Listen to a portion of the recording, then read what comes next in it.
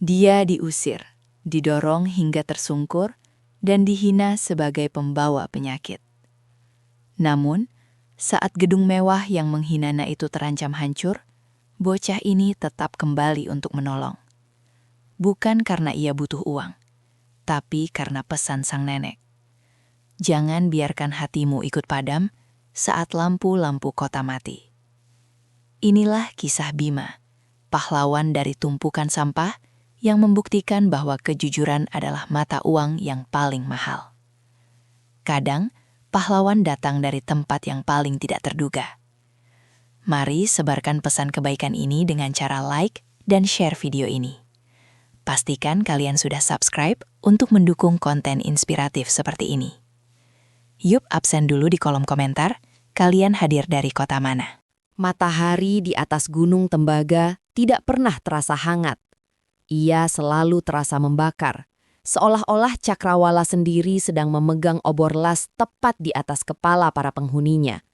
Namun bagi Bima, panas matahari adalah kawan lama yang setia, sekaligus musuh yang harus ia maklumi. Remaja berusia 15 tahun itu berjongkok di atas gundukan limbah elektronik yang menjulang setinggi gedung 3 lantai, sebuah monumen keserakahan kota yang dibuang dan dilupakan. Bau tajam tembaga terbakar, aroma menyengat dari plastik yang meleleh, dan sisa-sisa asam baterai yang menguap menjadi parfum sehari-harinya. Di tempat ini, dunia luar menyebutnya sampah, tapi bagi Bima, setiap inci gundukan ini adalah halaman-halaman dari perpustakaan teknologi yang hancur, menunggu untuk disatukan kembali. Bima bukanlah pemulung biasa yang sekadar mencari berat timbangan. Di saat anak-anak lain berebut mencari besi tua atau kabel tebal untuk dijual kiloan, mata Bima mencari sesuatu yang jauh lebih halus, sesuatu yang ia sebut sebagai jiwa dari mesin-mesin yang sudah mati. Sebuah motherboard yang retak dan tertimbun tanah bagi orang lain adalah limbah yang mencemari lingkungan. Namun di mata Bima, itu adalah peta harta karun dengan ribuan jalur tembaga mikroskopis yang menunggu untuk dialiri denyut listrik kembali. Dengan ketelitian seorang ahli bedah saraf, jemarinya yang legam oleh jelaga dan kapalan mencabut chip memori dari bangkai laptop tua yang sudah berkarat. Ia tidak butuh mikroskop, instingnya telah terlatih mengenali seri komponen hanya dari tekstur permukaannya di bawah sinar matahari. "Bima, sudah cukup cu! Matahari sudah terlalu tinggi, nanti kepalamu meledak," teriak Mbah Surti dari bawah gubuk mereka. Gubuk itu berdiri rapuh, hanya berjarak 10 meter dari kaki tumpukan sampah utama, seolah-olah siap ditelan oleh longsoran logam sewaktu-waktu. Bima turun dengan lincah, melompat di antara casing CPU yang penyok dan tumpukan keyboard tanpa huruf. Ia menyeret karung goni kecilnya yang berisi komponen-komponen pilihan, bukan logam mentah, melainkan otak-otak elektronik yang masih memiliki harapan. Di dalam gubuk, suasana terasa pengap dan sempit, namun bagi Bima, ini adalah laboratorium rahasia. Ruangan itu hanya berisi satu dipan bambu tua tempat Mbah Surti beristirahat dan sebuah meja kayu panjang yang penuh dengan tumpukan kabel, solder tua, dan kaleng-kaleng berisi resistor kecil. Mbah Surti tiba-tiba terbatuk-batuk. Itu bukan batuk biasa. Itu adalah suara kering, berat, dan dalam, yang seolah-olah mengoyak rongga dadanya. Setiap kali suara itu terdengar, jantung Bima berdegup kencang karena ketakutan yang dingin. Neneknya adalah satu-satunya jangkauan kasih sayang yang tersisa di hidupnya, sejak orang tuanya menghilang dalam kecelakaan di pabrik kimia 10 tahun lalu. Mbah Surti adalah alasannya bertahan di tengah kepungan debu timbal ini. "Mbah sudah minum obat?" tanya Bima pelan, sambil meletakkan hasil temuannya dengan hati-hati. Ia menghampiri neneknya, memberikan segelas air hangat yang sudah ia siapkan sejak subuh. Matanya melirik ke botol obat generik di atas meja. Cairannya tinggal setinggi kuku. Warnanya memucat terkena cahaya yang menembus celah atap seng. "Sudah, cu. Tapi obatnya tinggal 2 butir lagi. Mungkin besok Mbah harus ke puskesmas, kalau kakinya kuat jalan," sahut Mbah Surti dengan senyum yang dipaksakan. Ia mencoba menyembunyikan rasa sakit yang membuat nafasnya pendek-pendek. Namun Bima bisa melihat keringat dingin di dahi neneknya. Bima tahu, puskesmas bukan masalahnya, melainkan biaya penebusan resep di apotek yang selalu mencekik leher mereka. Malam harinya, di saat Gunung Tembaga hanya diterangi oleh rembulan dan lampu-lampu kota besar di kejauhan yang tampak seperti hamparan berlian tak tergapai, Bima mulai bekerja di mejanya. Di bawah lampu bohlam kuning 5 watt yang sering berkedip karena tegangan listrik ilegal yang tidak stabil, ia mulai merakit Frankenstein miliknya, sebuah komputer yang ia bangun dari ribuan potongan sampah elektronik selama 2 tahun terakhir. Monitornya adalah monitor tabung cembung dari era 90-an yang warnanya sudah memudar menjadi kehijauan, dan casingnya hanya terbuat dari kotak kayu bekas buah yang ia lubangi untuk ventilasi. Saat kabel-kabel disambungkan dengan percikan api kecil, suara kipas pendingin yang bising mulai menderu, membelah kesunyian malam. Layar itu berkedip-kedip sebelum akhirnya menampilkan barisan kode hijau yang bergerak cepat seperti air terjun. Bima tidak pernah menginjak bangku sekolah menengah, tapi ia belajar bahasa mesin dari sisa-sisa buku pemrograman loak dan manual teknis yang ia temukan di tumpukan sampah. Ia menghabiskan malam-malam tanpa tidur untuk memahami logika di balik sirkuit. Bagi Bima, kode adalah bahasa universal, sebuah tempat di mana perintah if dan then selalu adil. Kode tidak peduli apakah jemarimu kotor oleh oli atau apakah perutmu melilit karena lapar. Jika logikamu benar, maka mesin akan patuh. Di dunia digital yang ia bangun sendiri di atas meja kayu lapuk ini, Bima merasa setara dengan para jenius di gedung-gedung pencakar langit sana. Ia adalah raja di antara tumpukan logam tua, seorang komposer yang menyusun simfoni dari komponen yang telah dibuang dunia. Malam ini, ia sedang mencoba memecahkan enkripsi dari sebuah modul memori yang ia temukan di dekat distrik bisnis, tidak menyadari bahwa data yang tersimpan di dalamnya adalah kunci yang akan menyeretnya ke pusat badai yang bisa menghancurkan atau menyelamatkan seluruh kota. Pagi itu, langit di atas Jakarta tampak seperti kanvas abu-abu yang lebam, seolah-olah awan sedang menanggung beban polusi yang tak tertahankan. Bima memutuskan untuk melakukan perjalanan lebih jauh dari biasanya, melampaui batas-batas wilayah kekuasaan para pemulung di Gunung Tembaga. Tumpukan sampah di sana sudah terlalu sering dipanen oleh ratusan tangan, dan ia membutuhkan komponen yang lebih segar, mungkin sebuah kapasitor keramik yang belum retak, sirkuit terpadu dari perangkat medis, atau sisa-sisa perangkat keras yang belum sempat hancur oleh hujan asam. Dengan karung goni yang tersampir di bahunya yang kurus, ia berjalan kaki menempuh belasan kilometer. Perjalanan itu adalah transisi antara dua dunia yang berbeda abad. Ia meninggalkan bau busuk sampah yang menyengat, menuju aroma aspal panas, asap knalpot dan wangi parfum mahal di distrik bisnis Sudirman yang berkilauan. Perbedaan antara tempat tinggalnya dan kawasan ini selalu membuat Bima merasa seperti alien yang terdampar di planet asing. Di sini, gedung-gedung meruncing ke langit dengan fasad kaca yang memantulkan awan, bertindak sebagai cermin raksasa yang seolah-olah sengaja memperlihatkan betapa kumalnya penampilan Bima. Orang-orang berlalu lalang dengan langkah terburu-buru, mengenakan sepatu kulit yang mengilap dan setelan jas yang licin tanpa celah. Mata mereka tak pernah lepas dari layar ponsel tipis yang berpendar, perangkat yang harganya mungkin setara dengan biaya makan dan obat Basurti selama 3 tahun. Bima berjalan di tepian trotoar, menunduk sedalam mungkin, menyisir selokan dan tempat sampah elegan yang terbuat dari baja anti karat. Ia berusaha sebisa mungkin untuk tidak menarik perhatian petugas keamanan berseragam yang berdiri tegak dengan tangan di pinggang, yang tatapannya seringkali seperti ujung belati yang siap mengusirnya kapan saja. Tiba-tiba, sebuah mobil sport elektrik berwarna perak, sebuah mahakarya otomotif yang hampir tak bersuara, melaju kencang, membelah genangan air hujan sisa semalam dan memercikannya ke arah Bima. Saat mobil itu melakukan manuver tajam menuju pintu masuk gedung perkantoran mewah yang dijaga ketat, pintu penumpangnya yang belum tertutup sempurna karena terburu-buru menyebabkan sebuah tas kulit kecil terlempar keluar. Tas itu mendarat tepat di depan kaki Bima dengan suara buk yang pelan namun sangat padat. Bima mematung selama beberapa detik, jantungnya berdegup kencang, memompa adrenalin ke seluruh tubuhnya. Ia menoleh ke kiri dan ke kanan dengan panik. Tak ada satupun orang yang menyadari kejadian itu. Mobil perak itu sudah menghilang di balik pintu otomatis yang tertutup rapat. Dengan tangan yang sedikit gemetar, ia memungut tas itu dan menyembunyikannya di balik hoodie-nya yang longgar. Kulit tas itu terasa sangat lembut, dingin dan berkelas, sebuah sensasi yang asing bagi jemarinya yang terbiasa dengan logam berkarat. Di dalamnya, tidak ada tumpukan uang tunai seperti yang sering ia dengar dalam legenda kaum marginal. Sebaliknya, Bima menemukan sebuah benda persegi kecil seukuran kotak korek api, berwarna hitam legam dengan tekstur serat karbon dan aksen lampu LED biru yang berkedip samar. Di permukaannya, terdapat logo perak timbul yang sangat ia kenali dari koran-koran bekas, Omnicorp. Bima tahu, ini bukan sekedar penyimpanan data biasa. Beratnya, suhunya yang konstan, dan cara lampu itu berkedip menunjukkan bahwa ini adalah sebuah prototipe perangkat penyimpanan kuantum atau drive terenkripsi tingkat tinggi yang bahkan belum ada di katalog teknis manapun. Tanpa membuang waktu, Bima berbalik arah dan berlari secepat mungkin kembali menuju perlindungan Gunung Tembaga. Rasa penasaran membakar jiwanya lebih hebat daripada rasa lapar yang mulai melilit perutnya. Sesampainya di gubuk, suasana terasa lebih sunyi dari biasanya. Setelah memastikan Mbah Surti sedang tertidur lelap, napasnya terdengar berat namun stabil berkat sisa obat yang tadi pagi diberikan, Bima segera menyalakan Frankenstein.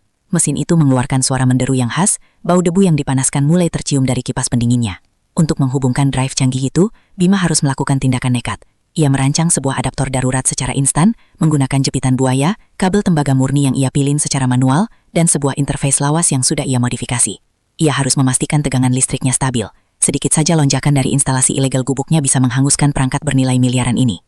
Ayo, jangan meledak. Tolong jangan meledak kawan. Bisik Bima saat monitor tabung cembungnya mulai berkedip liar. Cahaya di dalam gubuk meredup sesaat, seolah-olah seluruh energi listrik di Gunung Tembaga sedang tersedot masuk ke dalam kotak kayu komputer Bima. Layar monitor mulai menampilkan rentetan peringatan keamanan dalam bahasa teknis yang mengerikan. Enkripsi tingkat 5 deteksi. Protokol pertahanan aktif. Akses ditolak. Bagi hacker manapun, ini adalah dinding api yang tak mungkin ditembus tanpa superkomputer. Namun, Bima memiliki satu kelebihan yang tidak dimiliki oleh mereka yang belajar di laboratorium bersih. Ia mengerti kekacauan. Ia mulai mengetikkan barisan perintah low-level code, mencari celah di antara protokol jabat tangan perangkat keras. Ia tidak mencoba meretas kata sandinya, melainkan menipu sensor suhu perangkat itu agar membuka pintu belakang lewat sistem manajemen dayanya. Setelah 2 jam penuh konsentrasi, di mana peluh menetes deras dari dahinya dan membasahi keyboard kayu buatannya, layar tiba-tiba berubah menjadi hitam pekat, sebelum akhirnya menampilkan barisan teks hijau yang bergulir sangat cepat. Bima berhasil. Matanya membelalak lebar saat melihat struktur folder yang terbuka di depannya. Ini bukan sekedar dokumen internal perusahaan. Di sana tersimpan cetak biru digital dari seluruh infrastruktur negara, koordinat satelit militer, jalur komunikasi fiber optik bawah laut, hingga sandi enkripsi untuk mematikan jaringan listrik kota dalam sekali tekan. Bima menarik napas panjang, paru-parunya terasa sesak. Ia merasa seperti baru saja menemukan kunci untuk membakar seluruh dunia. Di salah satu sudut file, ia melihat folder pribadi bertanda tangan digital Pak Satria, sang miliarder penguasa Omnicorp. Drive ini adalah nyawa dari raksasa teknologi tersebut. Di saat yang sama, matanya beralih ke tumpukan tagihan rumah sakit yang sudah menguning di bawah meja, dan botol obat Mbah Surti yang kini benar-benar kosong. Bima tahu persis apa yang harus ia lakukan jika ia ingin hidup mudah. Di sudut gelap internet, di forum-forum dark web yang sering ia intip melalui koneksi satelit curiannya, data seperti ini bisa dijual dengan harga jutaan dolar dalam bentuk Bitcoin. Ia bisa memindahkan Mbah Surti ke rumah sakit terbaik di Singapura, membeli rumah yang tidak berbau sampah, dan tidak perlu lagi memungut logam berkarat seumur hidupnya. Ia menatap wajah Mbah Surti yang tampak begitu rapuh dalam tidurnya. Dilema itu merobek batinnya menjadi 2 bagian. Namun di tengah gemuruh godaan itu, suara neneknya saat ia masih kecil kembali terngiang. Sebuah nasihat yang diberikan saat mereka hanya makan sepotong ubi untuk berdua. Bima, kemiskinan bisa mencuri perutmu, tapi jangan biarkan ia mencuri jiwamu. Harga diri seorang lelaki tidak diukur dari tumpukan hartanya, tapi dari kemampuannya memegang janji pada diri sendiri. Bima menutup matanya rapat-rapat. Dengan tangan yang masih bergetar, ia mencabut adaptor buatannya. Keputusannya sudah bulat, seberat apapun itu. Besok pagi, ia akan kembali ke benteng kaca Omnicorp. Ia akan mengembalikan benda ini kepada pemiliknya. Ia tidak mengharapkan hadiah, tidak mengharapkan pujian. Ia hanya ingin bisa tidur dengan tenang, tanpa bayang-bayang sebagai seorang pencuri. Namun, yang tidak disadari Bima adalah keberhasilannya menipu sistem keamanan drive itu selama 2 jam telah memicu sebuah suar digital yang sangat halus. Di sebuah ruangan gelap di belahan dunia lain, sebuah monitor baru saja menyala, menampilkan lokasi koordinat gubuk Bima di Gunung Tembaga. Predator digital kini telah memiliki target. Pagi menyingsing dengan warna kuning pucat yang tampak sakit. Cahayanya berjuang menembus kabut polusi dan celah-celah dinding seng gubuk Bima. Di dalam ruangan sempit yang berbau solder dan debu itu, Bima bangun dengan tekad yang terasa lebih keras dari baja manapun yang pernah ia temukan di Gunung Tembaga. Malamnya dilewati dengan mata terjaga, membayangkan bagaimana dunia orang-orang hebat itu akan menyambut kejujurannya. Ia mengenakan satu-satunya kemeja flanel yang masih memiliki kancing lengkap. Pakaian pesta yang ia selamatkan dari tumpukan baju bekas setahun lalu. Meskipun warnanya sudah memudar dan ada noda oli membandel di bagian siku yang seolah telah menjadi tato permanen, kemeja itu adalah simbol harga diri terakhir yang ia miliki. Dengan jemari yang gemetar, ia menyisir rambutnya yang kaku menggunakan sisa air di gayung. Berusaha menutupi kesan bahwa ia baru saja menghabiskan malam di atas alas kardus dan lantai tanah. Ia ingin terlihat pantas di mata dunia yang selalu menganggapnya kotor. "Bah, Bima pergi sebentar ke kota. Ada urusan penting yang harus diselesaikan," bisik Bima sambil menggenggam tangan Mbah Surti yang terasa kian panas. Sebuah pertanda bahwa infeksi di paru-parunya tidak bisa lagi menunggu. Mbah Surti membuka matanya yang keruh, menatap cucunya dengan kasih sayang yang dalam namun getir. "Hati-hati, Cu. Ingat pesan Mbah. Jujur itu harganya mahal, karena tidak semua orang mampu memilikinya. Jangan pernah tukar kejujuranmu dengan sepotong roti, atau emas sekalipun," balasnya dengan suara parau yang diselingi napas pendek yang mengkhawatirkan. Kalimat itu menjadi jimat yang Bima simpan di relung hatinya saat ia melangkah keluar, meninggalkan gundukan sampah raksasa yang mulai mengepulkan uap beracun saat embun pagi terbakar matahari. Perjalanan kali ini terasa berlipat-lipat lebih berat. Saku hoodie-nya terasa seperti berisi bongkahan magma yang membara. Drive Omnicorp itu seolah-olah memiliki detak jantung sendiri, yang berdenyut selaras dengan kegelisahan Bima. Setiap kali ia berpapasan dengan polisi atau petugas keamanan yang berpatroli di perbatasan distrik, Bima merasa seolah-olah ada lampu sorot raksasa yang menudingnya sebagai pencuri, bahkan sebelum ia sempat membuka mulut untuk menjelaskan maksud baiknya. Beberapa jam kemudian, ia berdiri di depan menara pusat Omnicorp. Gedung itu bukan sekedar bangunan. Itu adalah manifestasi dari kekuasaan mutlak dan arogansi teknologi. Sebuah obelisk kaca berwarna obsidian dan baja sikat yang seolah-olah menusuk langit dengan rakus. Dengan logo perak raksasa di puncaknya yang memantulkan cahaya matahari hingga membutakan mata siapapun yang berani menatapnya terlalu lama. Pintunya adalah gerbang otomatis yang sangat besar, dijaga oleh barisan pria berseragam hitam dengan otot kawat dan wajah sekaku batu granit.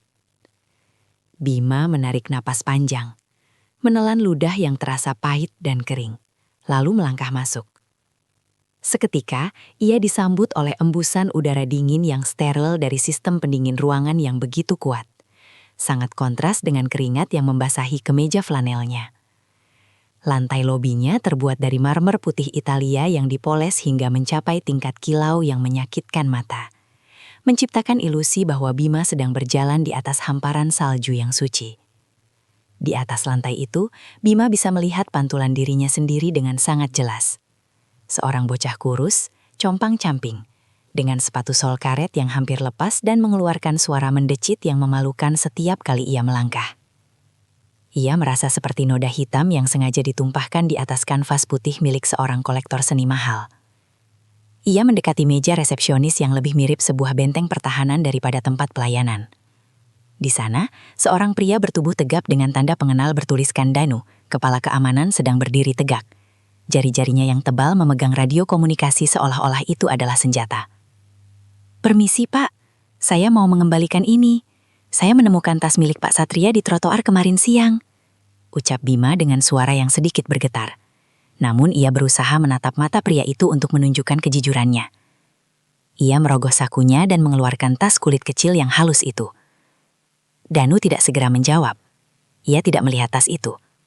Sebaliknya, ia memindai Bima dari ujung kepala hingga ujung kaki, dengan tatapan yang penuh dengan penghinaan sistemik. Baginya, pemandangan anak pemulung di dalam lobi Omnicorp bukan sekadar gangguan, melainkan sebuah penghinaan terhadap estetika korporat yang telah ia jaga bertahun-tahun. "Mau apa kamu? Mau minta sumbangan? Keluar dari sini. Ini perusahaan teknologi, bukan panti asuhan atau dapur umum," bentak Danu dengan suara bariton yang menggema di seluruh lobi, membuat para staf korporat berpakaian necis yang sedang berlalu lalang berhenti sejenak untuk menonton pertunjukan gratis tersebut. "Bukan, Pak. Saya sungguh-sungguh. Ini benar-benar milik Pak Satria. Ada data penting di dalamnya. Saya sudah memeriksa sedikit isinya dan saya tahu ini sangat..." "Kamu memeriksanya?" Kalimat Bima belum selesai ketika Danu menyambar tas itu dari tangan Bima dengan gerakan kasar yang membuat kuku Danu sempat menggores punggung tangan Bima. Danu membukanya sekilas, melihat drive hitam yang ia anggap hanya sebagai pemantik api atau mainan murahan. Tawa sinis yang penuh racun keluar dari mulutnya. "Bocah gembel sepertimu mau bicara soal data. Kamu paling cuma mencopet tas ini dari mobil yang terjebak macet kan? Atau kamu sengaja menjatuhkannya supaya punya alasan untuk masuk ke sini dan mulai mengemis dengan cerita sedih?" "Saya tidak mencuri, dan saya tidak mengemis. Saya berjalan kaki dari pinggiran kota hanya untuk memastikan benda ini kembali ke pemiliknya, karena saya tahu isinya bisa membahayakan perusahaan ini. Bima mulai merasakan amarah yang murni membakar dadanya. Harga diri yang selama ini ia pelihara di tengah hinaan bau sampah, kini diinjak-injak di bawah lampu kristal mewah. Cukup! Danu kehilangan kesabaran. Ia mendorong bahu Bima dengan kekuatan yang tidak seimbang, hingga Bima tersungkur dan lututnya menghantam lantai marmer yang keras. Dengar ya, sampah kecil. Pak Satria adalah orang paling berkuasa di negara ini. Beliau tidak akan kehilangan barang berharga yang kemudian jatuh ke tangan kotor seperti tanganmu. Ini paling cuma mainan elektronik rusak yang kamu pungut dari bak sampah di pinggir jalan. Danu melempar drive itu ke sebuah nampan plastik di meja keamanan dengan bunyi klotak yang meremehkan. Seolah-olah benda itu adalah limbah medis yang menjijikan. Ia kemudian memberi isyarat kepada 2 petugas keamanan lainnya yang bertubuh lebih besar. Seret anak ini keluar. Jika dia terlihat dalam jarak 10 meter dari gedung ini lagi, panggil polisi. Kita tidak butuh kuman yang membawa penyakit ke tempat kerja yang bersih ini. Bima dipaksa berdiri. Kedua lengan kurusnya dicengkram begitu kuat hingga ia merasa tulang-tulangnya akan retak. Ia diseret secara paksa melintasi lobi yang luas, menjadi pusat tontonan yang memuaskan bagi mereka yang merasa lebih tinggi, hanya karena mengenakan jas seharga ribuan dolar. Di depan pintu utama yang megah, Danu mendekati Bima yang terengah-engah dan berbisik tepat di telinganya dengan nada yang sangat dingin. Dunia kami bukan diciptakan untuk orang-orang sepertimu, Bima. Tetaplah di lubang sampahmu, tempat di mana kamu tidak akan terlihat. Kejujuran seorang gembel tidak memiliki nilai tukar di gedung ini. Bima dilempar keluar dengan kasar hingga jatuh tersungkur di atas trotoar beton yang panas membara. Tas kulit mahal itu, yang kini sudah dikosongkan isinya, dilempar tepat ke arah wajahnya. Pintu kaca otomatis tertutup rapat dengan bunyi klik yang halus, namun terasa seperti vonis mati, mengunci pintu dunia luar bagi Bima selamanya. Bima duduk terdiam di trotoar yang mulai membakar kulit kakinya yang hanya beralaskan sandal jepit tipis. Lututnya lecet dan berdarah, kemeja flanel kebanggaannya sobek di bagian bahu karena tarikan petugas tadi. Ia menatap gedung tinggi itu dengan mata yang mulai berkaca-kaca, namun air mata itu tidak pernah jatuh. Yang tersisa hanyalah amarah yang dingin dan kesadaran pahit bahwa kejujurannya justru dibalas dengan ludah. Ia berdiri perlahan, memungut tas kulit yang kini sudah tidak berharga itu dengan tangan yang gemetar. Sambil berjalan gontai menjauhi distrik bisnis yang berkilauan, ia bergumam pada dirinya sendiri dengan nada yang hampir tidak terdengar. Mungkin mereka benar, kejujuranku tidak berharga bagi mereka. Tapi mereka lupa satu hal, mesin yang paling canggih sekalipun bisa hancur hanya karena satu butir pasir kecil yang masuk ke dalamnya. Saat Bima menghilang di balik kerumunan bus kota, di dalam gedung Omnicorp, Danu meletakkan drive itu di pojok meja resepsionis tanpa melaporkannya kepada siapapun. Ia menganggapnya hanya sampah elektronik yang dibawa anak kurang waras. Danu tidak menyadari bahwa di dalam drive itu, lampu LED biru yang tadinya berkedip tenang, tiba-tiba berubah warna menjadi merah darah yang berpendar intens. Di layar monitor ruang kontrol utama yang dijaga oleh sistem AI tercanggih, sebuah peringatan anomali perangkat eksternal muncul sesaat sebelum hilang secara misterius. Serangan cyber global yang akan meruntuhkan seluruh imperium Omnicorp baru saja menemukan pintu masuknya, pintu yang dibukakan oleh tangan kesombongan mereka sendiri.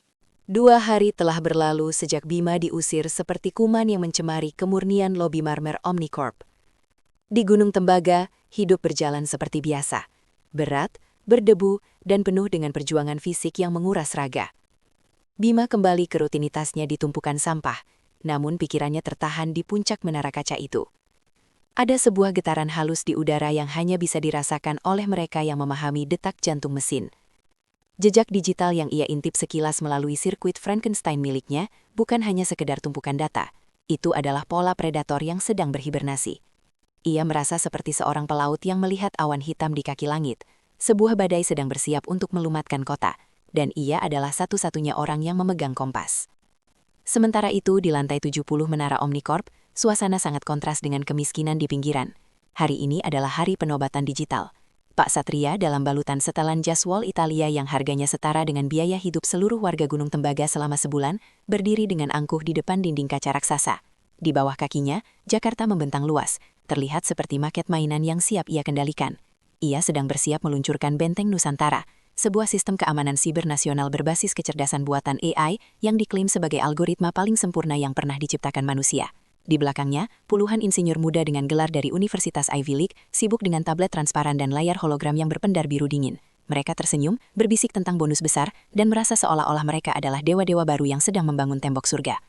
3 menit menuju sinkronisasi global Pak Satria. Semua parameter berada di zona hijau. Tidak ada ancaman yang terdeteksi dalam radius 1000 km digital. lapor salah satu manajer IT dengan nada yang meluapkan rasa bangga. Pak Satria hanya mengangguk kecil, matanya berkilat menatap pantulan dirinya di kaca. Ia adalah seorang visioner, namun ia gagal melihat bahwa tembok paling kokoh sekalipun selalu memiliki retakan kecil. Di meja resepsionis lantai dasar, drive hitam yang dibawa Bima masih tergeletak di sebuah nampan plastik murah, diabaikan seperti kerikil yang tersangkut di sepatu. Danu, sang kepala keamanan, berjalan melewati meja itu. Rasa bosan dan keinginan untuk memuaskan rasa ingin tahu yang ceroboh membuat Merli. Ia mengambil benda itu, memutar-mutarnya di tangan, dan membawanya ke ruang kontrol keamanan yang terhubung langsung ke tulang punggung server utama. Mari kita lihat apa yang disembunyikan gembel itu, gumam Danu sambil mencolokkan drive tersebut ke terminal utama. Itu adalah detik di mana sejarah Omnicorp berhenti ditulis dengan tinta emas dan mulai ditulis dengan darah digital. Seketika, seluruh layar di pusat kendali berdenyut liar. Warna biru yang menenangkan dari benteng Nusantara tiba-tiba terkoyak digantikan oleh warna merah darah yang tajam dan menyakitkan mata. Suara dengungan frekuensi tinggi yang memekakan telinga meledak dari pengeras suara, menciptakan gelombang panik seketika. Di setiap monitor, dari lobi hingga ruang kerja pribadi Pak Satria, muncul sebuah logo yang mengerikan. Kepala naga dengan 7 leher yang melilit bola dunia yang retak. Simbol dari Black Hydra, sindikat hacker bayangan yang keberadaannya selalu dianggap mitos oleh para ahli keamanan. Apa yang terjadi? Kenapa protokol AI tidak menghentikan ini? Teriak Pak Satria saat layar hologram di depannya hancur menjadi serpihan piksel dan menampilkan pesan tebusan yang dingin. Kami adalah Black Hydra, kami adalah kesalahan yang Anda abaikan, kami memegang kunci kota Anda. 1 miliar USD dalam Bitcoin dalam 4 jam, atau seluruh data negara ini, setiap catatan medis, setiap rekening bank, setiap rahasia negara, akan dihapus permanen dari sejarah. Kiamat digital tidak menunggu izin siapapun untuk dimulai. Dampaknya segera menyebar keluar dinding kaca Omnicorp seperti wabah yang lapar. Di jalanan Jakarta, kekacauan meledak dalam hitungan detik. Lampu lalu lintas di setiap persimpangan besar kehilangan sinkronisasi. Semua arah berubah hijau secara bersamaan, memicu dentuman logam yang bertabrakan di mana-mana. Kereta komuter yang membawa ribuan pekerja tiba-tiba mengerem mendadak di tengah jalur layang, mengunci pintu-pintunya secara otomatis dan mematikan sistem ventilasi, mengubah gerbong-gerbong mewah itu menjadi oven raksasa yang pengap. Di rumah Akit, situasinya jauh lebih mengerikan. Mesin-mesin dialisis dan pendukung kehidupan mulai mengeluarkan alarm merah yang melengking. Koneksi data ke pusat pemantauan terputus, dan dokter-dokter bedah berdiri terpaku saat monitor jantung pasien mereka berubah menjadi layar kosong yang berkedip.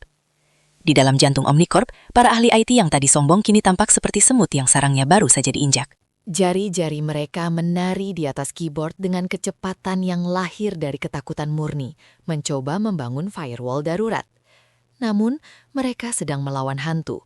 Setiap kali mereka menutup satu celah, virus itu bermutasi, melahap kode pertahanan mereka seolah-olah pertahanan itu adalah bahan bakar untuk pertumbuhannya.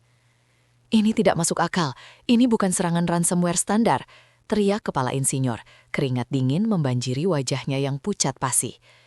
Mereka menyerang menggunakan eksploitasi pada protokol legasi, kode kuno dari tahun 80-an yang dibungkus dalam enkripsi polimorfik modern. Sistem AI kita dilatih untuk melawan senjata masa depan, tapi kita sedang diserang oleh pedang kuno yang tidak bisa dikenali oleh sensor kita. Pak Satria berdiri mematung di tengah pusaran kepanikan. Kekayaan pribadinya, saham-sahamnya yang bernilai triliunan, kini terasa tidak lebih berarti daripada tumpukan kertas koran bekas di Gunung Tembaga. Ia bisa membeli satelit, ia bisa membeli politisi, tapi ia tidak bisa membeli cara untuk menghentikan angka-angka di layar yang terus merayap turun dengan kejam. 03, 59, 59, 03, 59, 58. Ia menatap tim elitnya, anak-anak muda berpakaian necis yang kini hanya bisa saling pandang dengan tangan gemetar dan mata yang berkaca-kaca. Di tengah kehampaan itu, sebuah ingatan muncul di benak Pak Satria seperti kilat. Ia teringat pada laporan singkat tentang seorang anak pemulung yang berdiri di lobinya 2 hari lalu. Ia ingat Danu mengejek anak itu karena membawa sampah elektronik. Ia ingat kejujuran yang terpancar dari mata bocah itu, sebuah kejujuran yang ia biarkan diinjak oleh keamanan gedungnya. "Danu!" raung Pak Satria melalui interkom darurat analog yang masih berfungsi karena tidak terhubung ke jaringan digital. "Di mana benda yang dibawa anak itu? Di mana drive yang kalian sebut sampah itu sekarang?" Suara Danu terdengar pecah dan gemetar dari ujung telepon. Latar belakang suaranya penuh dengan jeritan peringatan sistem. Saya mencolokkannya di ruang keamanan, Pak. Saya hanya ingin tahu. Saya pikir itu hanya mainan anak-anak. Pak Satria memejamkan mata, merasakan hantaman penyesalan yang lebih berat daripada runtuhnya harga saham perusahaannya. Ia menyadari sebuah kebenaran pahit.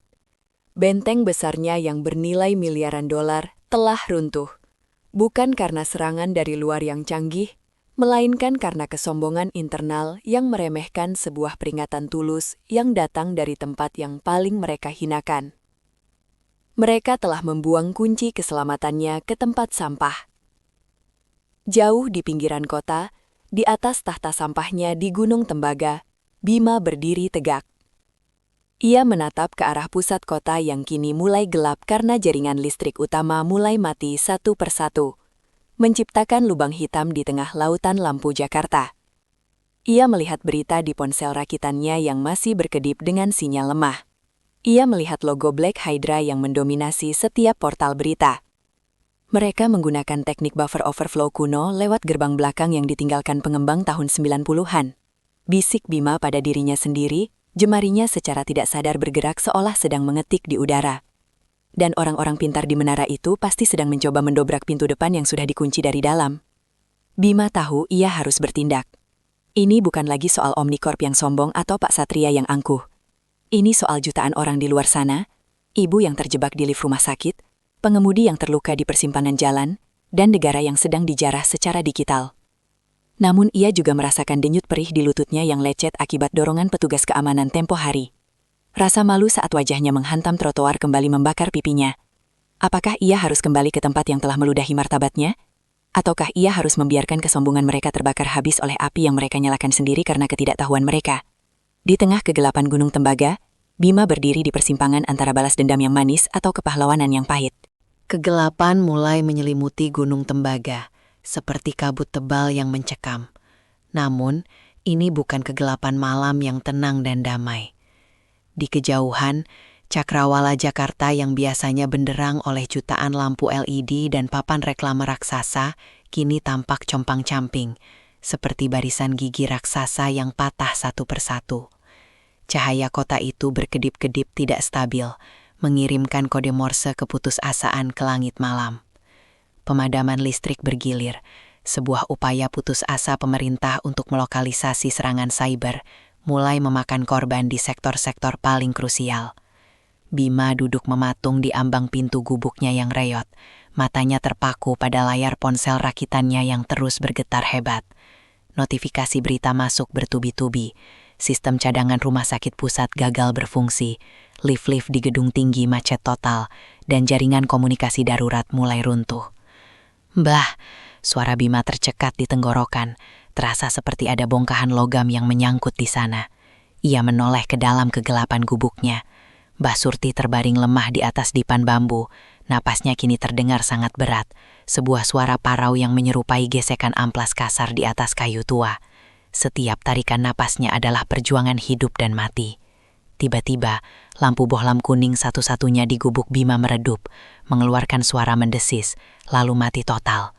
Suara dengungan transformator di ujung gang meledak pelan dengan percikan api biru yang menyambar kegelapan, disusul oleh keheningan yang begitu pekat hingga Bima bisa mendengar detak jantungnya sendiri yang berpacu liar. Listrik di Gunung Tembaga akhirnya menyerah sepenuhnya pada beban serangan Black Hydra yang tak kenal ampun. Bima merasa seolah-olah dunia baru saja menarik napas terakhirnya dan ia ditinggalkan sendirian dalam kehampaan. Bima, panggil Mbah Surti pelan dari balik bayang-bayang. Bima segera menghampiri, meraba dalam gelap hingga menemukan tangan neneknya yang kini terasa sedingin es. Iya Mbah, Bima di sini, jangan takut. Bisik Bima sambil menggenggam tangan itu dengan kedua tangannya yang gemetar. Jangan biarkan hatimu ikut padam bersama lampu-lampu itu, Cu. Bisik Mbah Surti, seolah-olah indera keenamnya bisa membaca badai amarah dan dendam yang masih bergolak hebat di dada Bima. Mbah tahu apa yang kamu pikirkan. Kamu merasa mereka pantas mendapatkan semua kekacauan ini kan? Kamu merasa ini adalah hukuman bagi mereka yang telah menghinamu. Bima terdiam cukup lama, hanya suara angin yang bersiul di celah dinding seng yang terdengar. Air mata panas mulai mengalir menembus debu di pipinya. Mereka jahat, Mbah.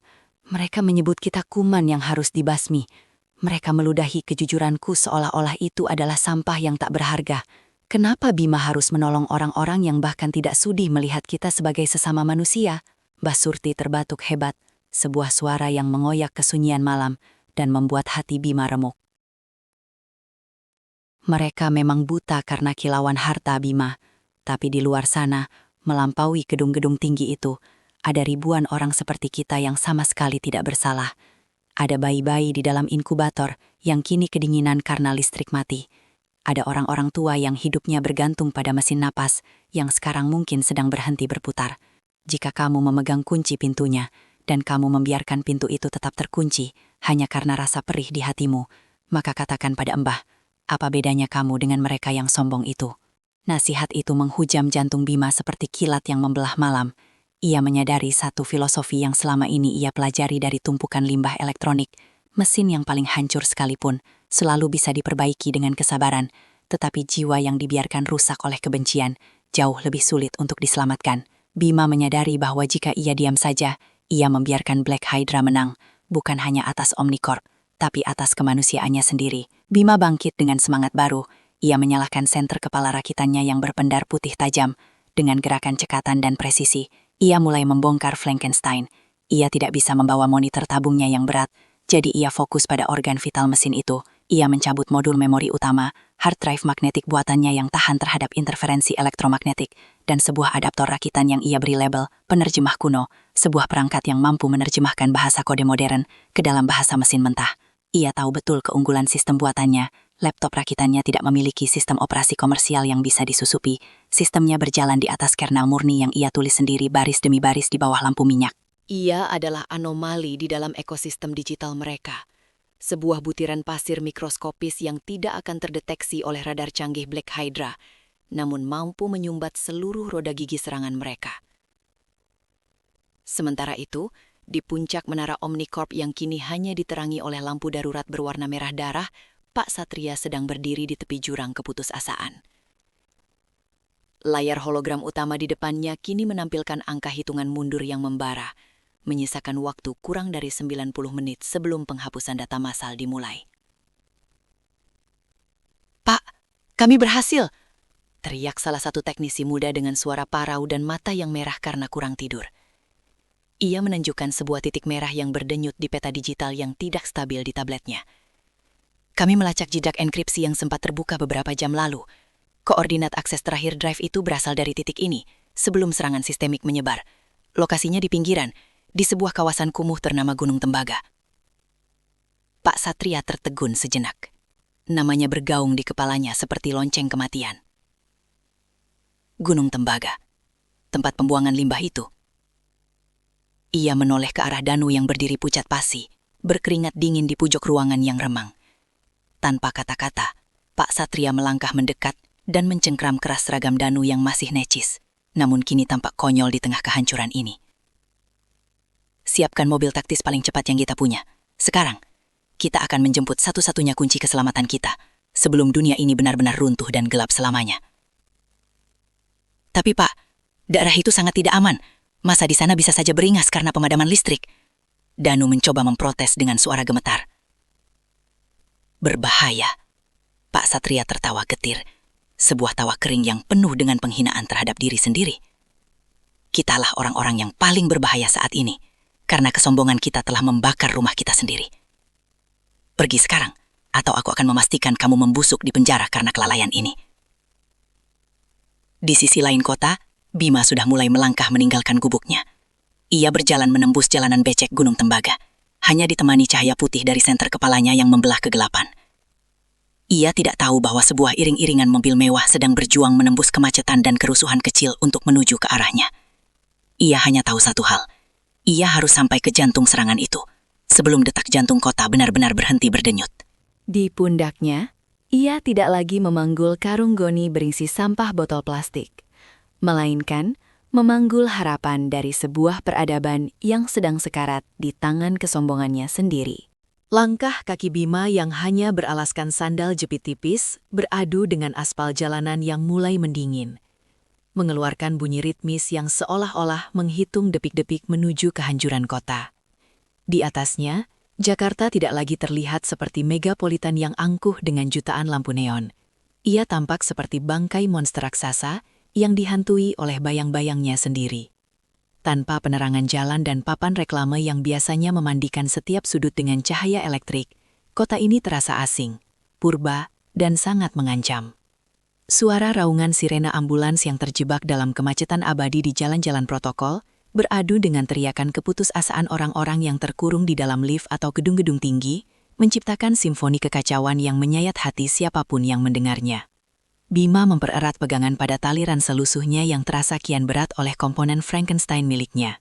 Jantungnya berdegup kencang, bukan karena ia takut akan kegelapan, melainkan karena rasa urgensi yang membakar jiwanya. Sebuah tanggung jawab yang tak pernah ia minta, namun kini ia pikul di pundak kurusnya. Sementara itu, di arah yang berlawanan, sebuah iring-iringan mobil SUV taktis berwarna hitam obsidian yang mengkilap sedang berjuang menembus arus pengungsi digital yang mulai memenuhi jalanan seperti semut yang sarangnya baru saja diinjak. Pak Satria duduk di kursi belakang yang mewah, dikelilingi oleh layar-layar monitor yang kini hanya menampilkan statik dan pesan kesalahan. Wajahnya yang biasanya tenang dan berwibawa kini tampak sangat cemas, kerutan di dahinya menceritakan penyesalan yang mendalam. Ia menatap keluar jendela, menyaksikan dunia yang ia bangun dengan teknologi tercanggih, kini runtuh justru karena teknologi yang sama. Mobil itu akhirnya sampai di gerbang Gunung Tembaga, sebuah tempat yang biasanya hanya ia lihat sebagai titik merah di peta limbah perusahaan, sebuah kawasan yang bahkan tidak pernah ia anggap sebagai bagian dari kemajuan peradaban yang ia agungkan. Cari gubuk dengan koordinat terakhir yang terdeteksi. Jangan pedulikan jalanan ini. Terus maju. Perintah Pak Satria dengan suara parau yang menyimpan keputusasaan. SUV mewah itu berguncang hebat saat melintasi jalanan becek dan berlubang. Sangat kontras dengan suspensi udara yang biasanya membuatnya merasa seperti melayang di atas awan. Mobil itu akhirnya berhenti di depan gubuk Bima yang miring dan rapuh. Pak Satria keluar, mengabaikan bau sampah yang menyengat, uap beracun yang keluar dari tanah, dan tatapan curiga penuh kebencian dari warga sekitar yang sedang berkumpul dalam kegelapan. Bagi mereka, mobil ini adalah simbol dari dunia yang selalu mengabaikan mereka. Pak Satria melangkah masuk ke dalam gubuk yang pengap itu, di mana udara terasa tebal oleh bau minyak kayu putih dan tembaga panas. Di sana, di bawah cahaya temaram lampu minyak yang hampir habis, ia menemukan Mbah Surti yang terbaring lemah. Pak Satria, sang miliarder yang terbiasa bersalaman dengan presiden dan pemimpin dunia, kini harus berdiri di atas lantai tanah yang lembab, menunduk dengan rasa malu yang tak tertahankan di depan seorang wanita tua yang bahkan tidak memiliki kekuatan untuk sekadar duduk tegak. "Di mana cucumu?" "Bima, anak yang membawa drive itu," tanya Pak Satria. Nada suaranya entah bagaimana melunak, kehilangan arogansi korporatnya untuk pertama kali dalam puluhan tahun.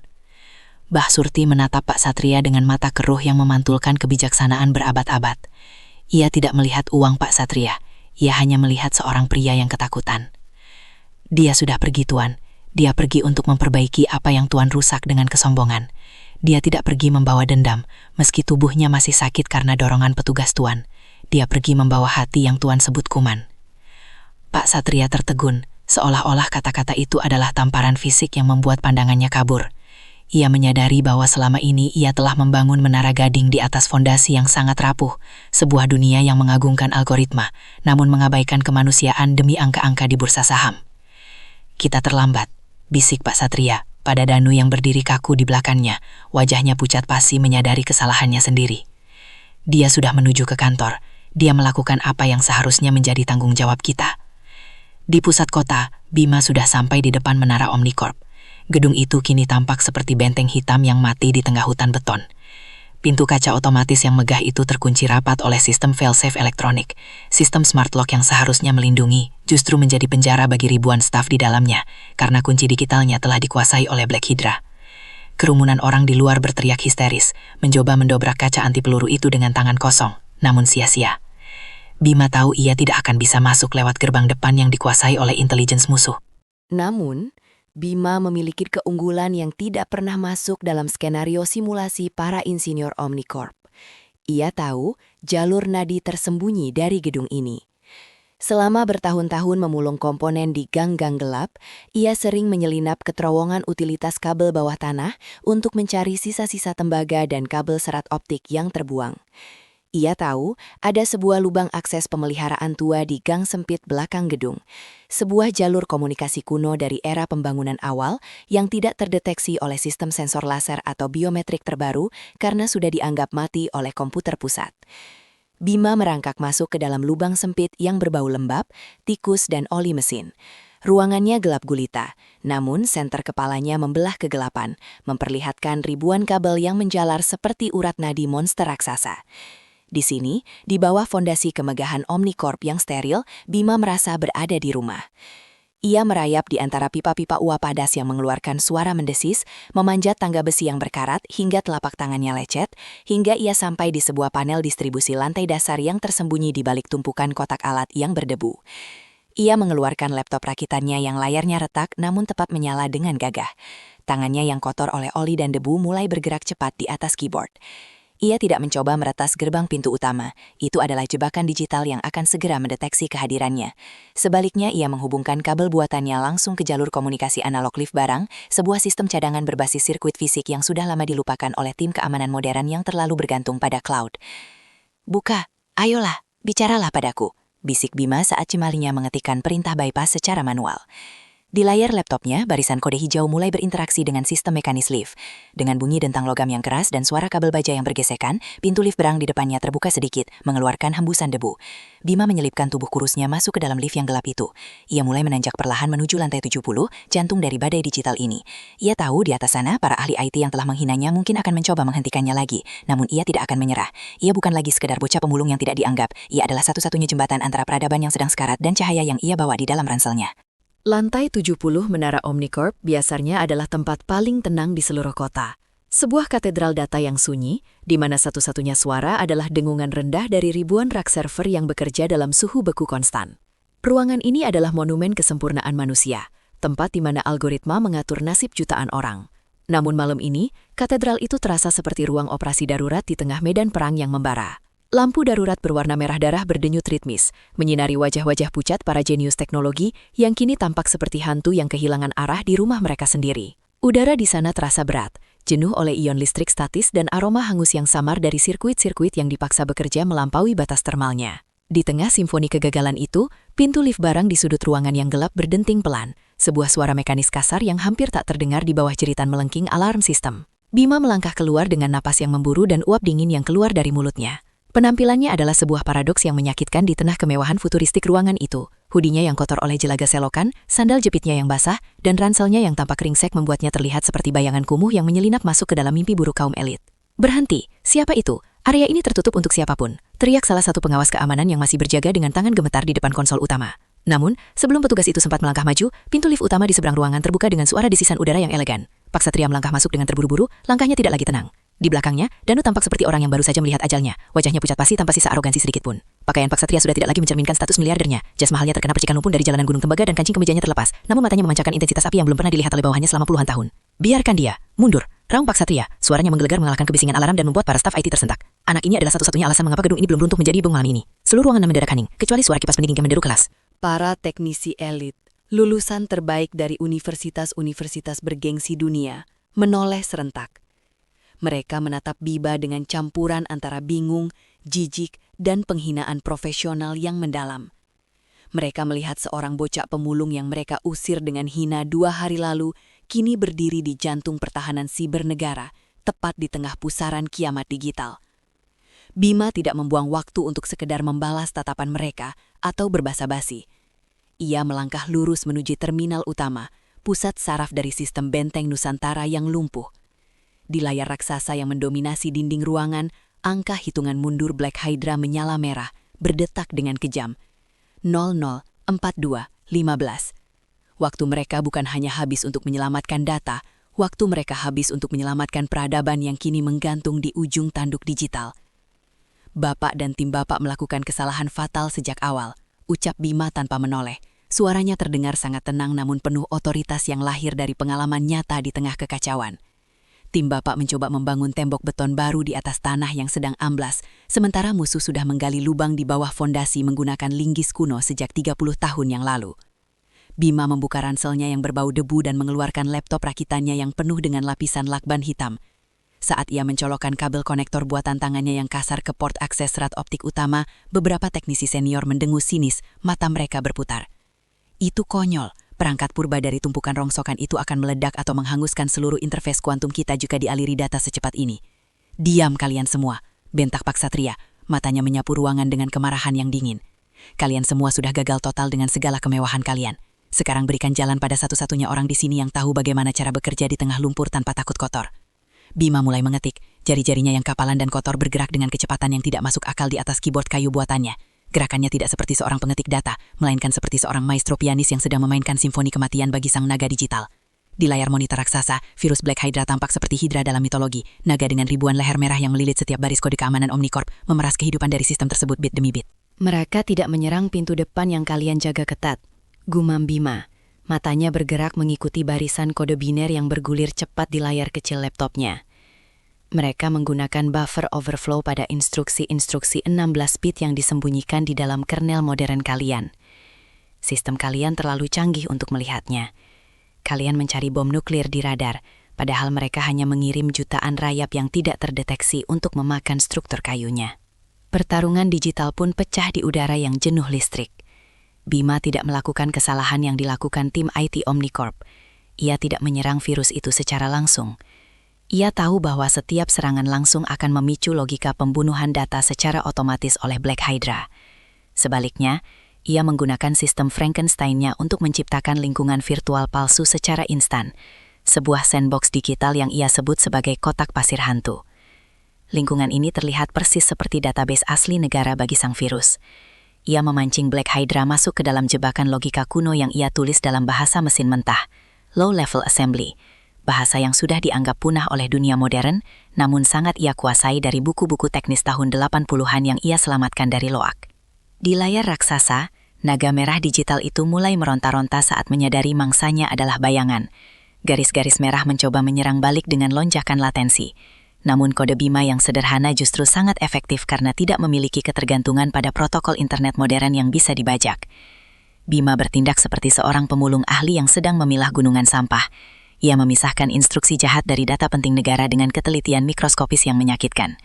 Keringat dingin bercucuran dari dahi Bima, menetes ke atas keyboard kayu buatannya, menciptakan uap kecil saat menyentuh sirkuit laptopnya yang memanas. Detik terus merayap turun dengan kejam. 00500, 00499. Tunggu, lihat, data satelit navigasi mulai pulih. Teriak seorang operator di sudut ruangan dengan nada tak percaya. Matanya melotot menatap layar komunikasinya. Jaringan listrik kota kembali melakukan sinkronisasi. Beban serangan berkurang drastis hingga 60%. Sahut teknisi lain. Suaranya gemetar karena harapan yang tiba-tiba muncul. Namun, Black Hydra belum selesai. Sebagai upaya terakhir untuk menghancurkan apa yang tidak bisa mereka miliki, musuh mengirimkan lonjakan arus balik yang sangat besar, mencoba membakar seluruh komponen fisik server Omnicorp agar data hilang secara permanen melalui kerusakan hardware. Ruang server mulai dipenuhi asap tipis yang menyengat dari isolasi kabel yang meleleh. Suhu server naik ke zona merah. Kita harus mematikan sistem sekarang, atau kita akan kehilangan seluruh aset fisik gedung ini, teriak kepala teknisi dengan panik. Jangan berani-berani menyentuh tombol matikan, balas Bima. Suaranya meninggi melampaui suara bising mesin. Sedikit lagi, aku harus mengunci jalur baliknya agar serangan ini justru menghancurkan server pengirimnya. Bima melepaskan modul penerjemah kuno dari laptopnya dan dengan nekat menghubungkannya langsung ke bus data utama yang sedang membara. Dengan satu sentakan perintah terakhir yang ia eksekusi dengan tombol enter yang keras, ia mengirimkan sebuah kode pemutus, sebuah perintah bunuh yang ia temukan di dalam arsip rahasia lama yang ia selamatkan dari sebuah harddisk rusak tahun lalu di Gunung Tembaga. Layar monitor raksasa itu bergetar hebat, mengeluarkan kilatan cahaya putih yang membutakan sebelum akhirnya berubah menjadi biru tenang yang bersih, warna biru yang selama ini gagal dicapai oleh benteng Nusantara. Angka hitungan mundur berhenti tepat di angka 000003. Keheningan total jatuh di ruangan lantai 70 itu. Selama beberapa detik yang terasa seperti keabadian, tidak ada yang berani bernapas, bahkan suara kipas server pun seolah merendah. Hingga akhirnya, sebuah pesan sederhana dengan font sistem muncul di pusat layar utama. Sistem pulih, ancaman dinetralisir secara permanen. Sorak-sorai yang memekakkan telinga meledak di seluruh ruang server. Para teknisi yang tadi menghina kini berdiri dari kursi mereka, bertepuk tangan dengan air mata yang mengalir di pipi mereka karena kelegaan luar biasa. Pak Satria terduduk lemas di kursinya, bahunya merosot, seolah-olah beban seluruh peradaban yang tadi menindihnya baru saja diangkat oleh tangan seorang anak kecil. Ia menatap Bima yang kini hanya bisa menyandarkan kepalanya yang berat di atas laptop butut penuh lakban itu, terlalu lelah secara mental bahkan untuk sekadar tersenyum atau merayakan kemenangannya. Bima telah melakukan apa yang dianggap sebagai kemustahilan absolut oleh seluruh dunia teknologi. Ia telah menyelamatkan sebuah peradaban menggunakan alat-alat yang dianggap dunia sebagai sampah tak berguna. Di tengah sorak-sorai yang menggema, Bima tidak memikirkan kekayaan atau ketenaran. Ia hanya memikirkan satu hal, wajah Mbah Surti di tengah kegelapan gubuk mereka. Ia telah memegang janjinya untuk tetap menjadi manusia dan tetap jujur, bahkan di jantung tempat yang pernah menganggapnya tidak lebih dari kuman yang mengganggu. Duel itu telah berakhir, dan fajar baru kini siap menyingsing di atas Jakarta yang baru saja terbangun dari tidur kiamat digitalnya. Berkat tangan seorang bocah yang memahami bahwa nilai sejati sebuah mesin terletak pada hati yang mengoperasikannya. Lampu-lampu di menara Omnicorp perlahan kembali berpendar dengan warna biru langit yang stabil dan menenangkan. Tidak lagi memancarkan warna merah darah yang mengancam dan penuh kekacauan. Di balik dinding kaca raksasa, Jakarta mulai terbangun dari mati surinya yang mencekam. Seperti aliran darah yang kembali mengalun dalam tubuh yang hampir mati. Denyut nadi kota itu mulai terasa kembali. Lampu lalu lintas kembali mengatur ritme persimpangan yang tadinya kacau. Kereta komuter mulai meluncur maju membawa ribuan nyawa yang sempat tertahan. Dan koridor-koridor rumah sakit kembali tenang, karena mesin-mesin pendukung kehidupan telah mendapatkan nyawanya kembali melalui aliran data yang bersih. Namun, di dalam ruang server lantai 70 yang jenuh dengan bau ozon dan uap panas, sebuah keheningan yang berbeda menyelimuti. Bukan keheningan karena ketakutan atau kebuntuan, melainkan keheningan yang lahir dari rasa hormat yang mendalam dan rasa syukur yang tak terucapkan. Bima masih terduduk mematung di depan konsol utama yang harganya jutaan dolar. Kepalanya terkulai lemas di atas keyboard kayu rakitannya yang kini tampak seperti artefak kuno di tengah kuil futuristik. Ia tidak tertidur, ia hanya sedang memproses kelelahan mental yang luar biasa berat, seolah-olah seluruh jiwanya baru saja ditarik keluar melalui kabel data untuk bertarung di dalam labirin biner yang mematikan. Pak Satria mendekati Bima dengan langkah yang pelan, hampir ragu-ragu, seolah takut mengganggu ketenangan seorang pahlawan. Pria yang biasanya memerintah ribuan orang dengan sekali tunjuk itu, kini berdiri di samping seorang bocah pemulung dengan perasaan rendah diri yang belum pernah ia rasakan dalam hidupnya. Ia menatap jas mahalnya yang kini kusam dan sobek, lalu menatap Bima, menyadari bahwa semua harta dan gelarnya tidak ada artinya tanpa bantuan jemari kotor bocah di depannya. "Bima," panggil Pak Satria dengan suara yang bergetar lembut. Bima mendongak perlahan, matanya yang memerah dan kantuk yang berat mulai menyerang kesadarannya. Meski wajahnya tampak kuyuh, ia tetap berusaha memberikan senyum tipis yang tulus. "Sistemnya sudah bersih total, Pak. Saya sudah memasang protokol legasi yang sangat primitif di atas AI Bapak." Itu akan bertindak seperti jaring pengaman manual. Black Hydra atau siapapun tidak akan bisa masuk lewat gerbang belakang itu lagi tanpa memicu alarm fisik yang tidak bisa mereka retas secara digital. Pak Satria terdiam cukup lama, menatap laptop butut Bima yang masih mengeluarkan sisa uap panas dari kipas pendinginnya yang bising. "Aku berutang segalanya padamu, Bima. Bukan hanya perusahaan ini, tapi juga kehormatan negaraku dan nyawa jutaan orang yang tidak kau kenal. Dan aku berutang maaf yang mungkin tak akan pernah cukup seumur hidupku untuk menebus cara kejam kami memperlakukanmu di lobi itu." Di sekeliling mereka, para teknisi elit yang tadinya melemparkan tatapan jijik kini berkumpul dalam lingkaran kecil. Tidak ada lagi bisikan meremehkan atau tawa sinis. Salah satu teknisi senior, seorang pria yang memegang gelar doktor keamanan siber dari universitas ternama di Eropa, melangkah maju dan mengulurkan tangannya yang gemetar. "Kode yang kamu tulis di akhir tadi, itu adalah hal paling murni dan jenius yang pernah saya lihat selama 20 tahun berkarir. Kamu tidak hanya menyelamatkan data kami, kamu menyelamatkan kami dari kesombongan profesional kami sendiri. Terima kasih, Guru." Bima menyambut tangan itu dengan ragu, sebuah jabatan tangan simbolis yang meruntuhkan tembok kasta digital yang selama ini memisahkan dunia menara kaca dengan dunia tumpukan sampah. Namun pikiran Bima sama sekali tidak berada di ruangan mewah itu. "Pak Satria, saya harus segera pulang. Mbah Surti, dia sakit, dan listrik di Gunung Tembaga mati total saat saya pergi." Pak Satria langsung menoleh tajam pada Danu yang berdiri kaku tak jauh dari sana, tampak sangat menyesal. "Danu, jangan hanya berdiri di sana. Siapkan unit medis darurat terbaik yang dimiliki Omnicorp. Panggil dokter spesialis paru-paru sekarang juga. Kita tidak hanya sedang mengantar seorang pahlawan pulang, kita akan membawa Mbah Surti ke tempat yang paling layak di kota ini." Beberapa jam kemudian, sebuah pemandangan yang tak masuk akal terjadi di jantung Gunung Tembaga. Iring-iringan mobil SUV hitam mewah dan ambulans dengan peralatan medis tercanggih masuk membelah gunungan sampah, membelah kabut pagi yang mulai naik bercampur uap limbah. Warga Gunung Tembaga keluar dari gubuk-gubuk mereka dengan mata terbelalak, menatap heran pada rombongan yang tampak seperti datang dari planet lain tersebut. Pak Satria sendiri yang turun dari mobil, mengabaikan debu timbal yang menempel di sepatu kulitnya dan secara pribadi membantu petugas medis mengangkat Mbah Surti dengan tandu elektrik yang sangat nyaman. Mbah Surti sempat membuka matanya yang keruh sejenak saat tubuhnya dipindahkan ke dalam ambulans yang hangat dan berbau steril. Ia melihat Bima berdiri tegak di samping Pak Satria di tengah kerumunan tetangga mereka. "Kamu melakukan hal yang benar, Cu.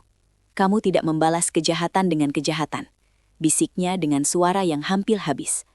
"Iya, Mbah." Bima tetap memegang janji Mbah. Bima menolong mereka karena Mbah benar. Mereka hanya orang-orang yang buta, jawab Bima sambil menggenggam tangan neneknya dengan erat. 3 bulan telah berlalu sejak malam yang dijuluki dunia sebagai kiamat digital yang gagal itu.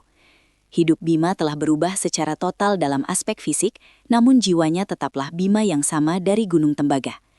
Pak Satria menepati setiap katanya. Ia tidak hanya memberikan imbalan uang yang melimpah, ia memberikan rasa hormat yang tulus. Mbah Surti kini tinggal di sebuah paviliun asri yang dikelilingi taman hijau di pinggiran kota, mendapatkan perawatan medis intensif setiap hari. Paru-parunya mulai membaik, dan untuk pertama kalinya dalam bertahun-tahun, ia bisa bernafas tanpa harus menghirup bau plastik terbakar. Bima tidak lagi memulung sampah plastik di bawah terik matahari, namun ia masih menjalankan peran sebagai pemulung di dalam struktur Omnicorp. Pak Satria menunjuknya secara khusus sebagai Kepala Analisis Ancaman Unik, sebuah divisi khusus yang tidak berisi insinyur-insinyur berjas, melainkan berisi orang-orang dengan cara berpikir lateral yang bertugas mencari celah-celah keamanan yang sering diabaikan oleh logika algoritma modern. Bima tetap bersekolah untuk mengejar ketertinggalan pendidikan formalnya, namun di kantor Omnicorp, dialah yang menjadi mentor bagi para insinyur senior yang kini belajar untuk lebih rendah hati terhadap teknologi lama. Suatu sore, Pak Satria mengunjungi Bima di kantor barunya yang luas dengan pemandangan kota. Ia terkejut melihat meja kerja Bima yang sangat berbeda dari meja eksekutif lainnya. Di tengah perangkat keras bernilai jutaan dolar dan monitor resolusi tinggi, masih ada sebuah benda yang tampak sangat asing dan kontras. Laptop rakitan butut penuh lakban yang layarnya sudah retak, serta sebuah botol minyak kayu putih tua milik kakeknya yang sudah kosong. "Kenapa kamu masih menyimpan barang-barang rongsokan ini di kantormu yang megah, Bima?" tanya Pak Satria sambil tersenyum hangat. Bima menyentuh keyboard kayu di laptop lamanya dengan penuh kasih sayang. "Supaya saya tidak lupa dari mana saya berasal, Pak. Supaya saya selalu ingat bahwa teknologi paling canggih sekalipun tidak ada artinya jika dijalankan tanpa hati yang jujur. Dan supaya saya selalu ingat bau tajam Gunung Tembaga di hidung saya, agar saya tidak pernah menjadi buta oleh ketinggian gedung ini, sebagaimana Bapak dulu." Pak Satria menepuk bahu Bima dengan bangga, matanya sedikit berkaca-kaca. Ia menyadari bahwa keuntungan terbesar yang ia dapatkan dari serangan Black Hydra bukanlah sistem keamanan yang baru, melainkan sebuah pelajaran tentang kemanusiaan yang ia dapatkan dari seorang bocah yang pernah ia sebut sebagai Kuman. Di bawah sinar matahari sore yang keemasan, Bima menatap ke arah kejauhan, ke arah di mana Gunung Tembaga berada. Tempat itu kini bukan lagi sekedar tempat pembuangan sampah yang mematikan.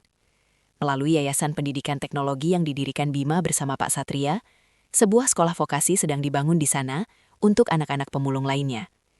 Bima ingin memastikan bahwa bakat-bakat jenius yang tersembunyi di balik debu dan kemiskinan memiliki jalan untuk bersinar tanpa harus menunggu kiamat digital terjadi terlebih dahulu. Fajar baru telah benar-benar menyingsing bagi kota itu. Bima kini bukan lagi pemulung digital yang bersembunyi dalam kegelapan dan kehinaan. Ia telah menjadi pelita, sebuah pengingat abadi bagi dunia bahwa di balik pakaian yang paling lusuh sekalipun, mungkin terdapat cahaya yang cukup terang untuk menyelamatkan seluruh peradaban. Kejujuran dan ketelitian mata yang lahir dari keterbatasan kini telah menjadi fondasi baru bagi sebuah dunia yang lebih adil dan rendah hati.